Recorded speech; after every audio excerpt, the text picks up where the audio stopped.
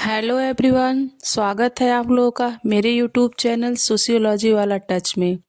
अगर आप लोगों ने वीडियो को अब तक लाइक नहीं किया तो प्लीज़ जाकर लाइक कीजिए और चैनल को सब्सक्राइब कीजिए। आज हम बात करेंगे नेट फर्स्ट पेपर के बारे में, तो बढ़ते हैं वीडियो की तरफ।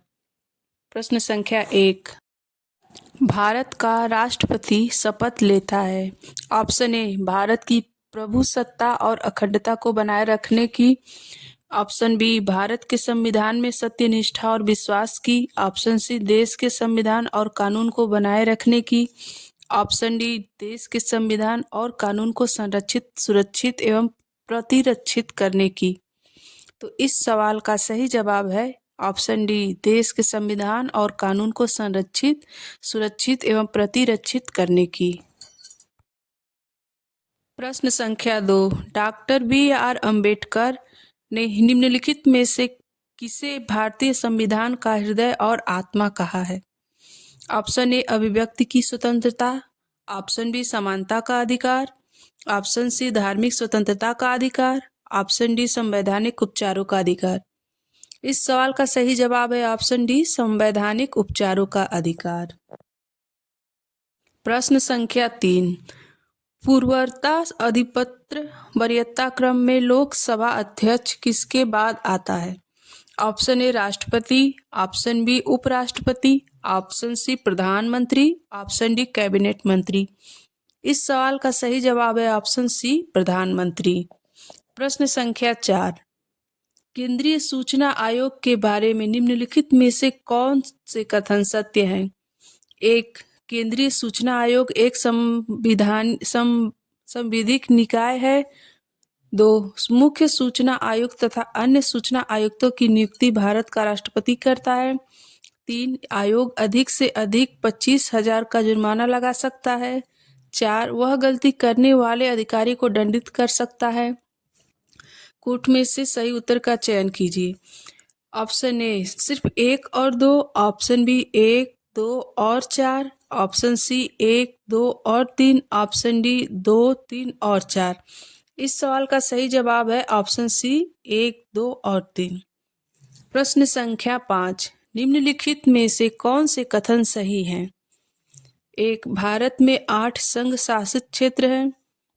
2 संघ शासित क्षेत्रों में विधानसभा है।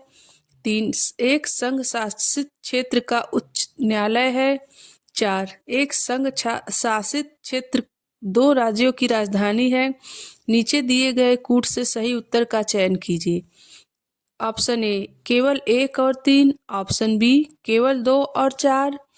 ऑप्शन सी, केवल 2, 3 और 4। ऑप्शन डी, 1, 2, 3 और 4। इस सवाल का सही जवाब है ऑप्शन डी, 1, 2, 3 और 4।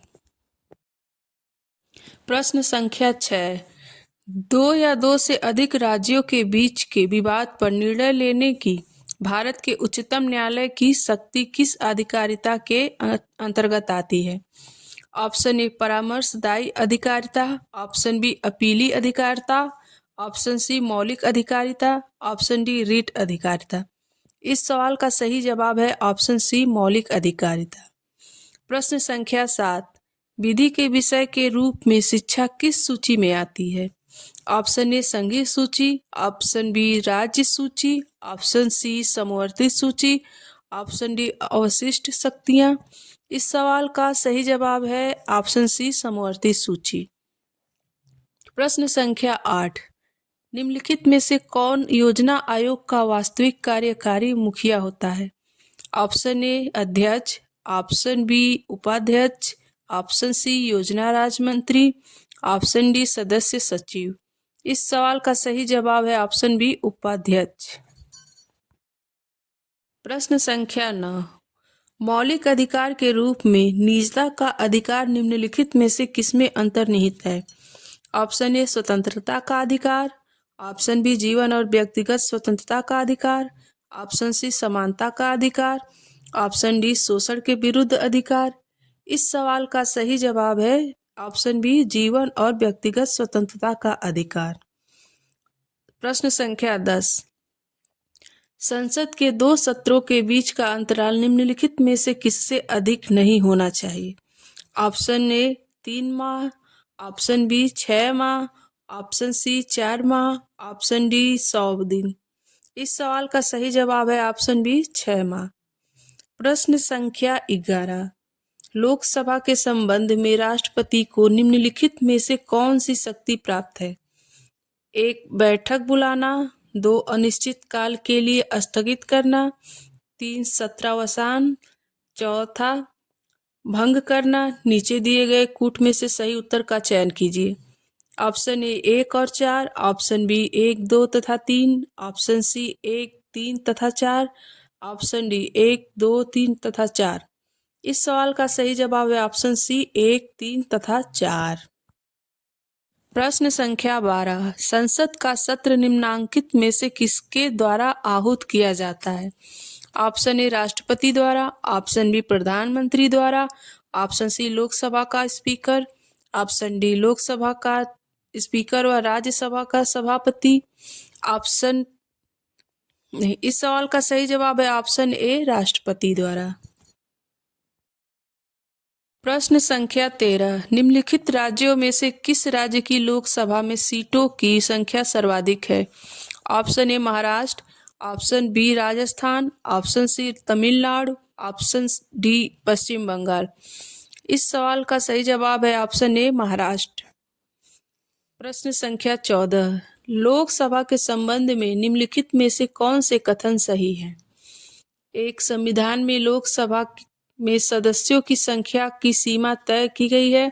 2 संसदीय निर्वाचन क्षेत्रों की सीमा और आकार निर्वाचन आयोग द्वारा निर्धारित किए जाते हैं। 3 फर्स्ट पास्ट द पोस्ट निर्वाचन प्रणाली अपनाई जाती है। 4 मतों के समान रहने की स्थिति में लोकसभा अध्यक्ष के पास निर्णायक मत नहीं होता। नीचे दिए गए कूट से सही उत्तर चुनें।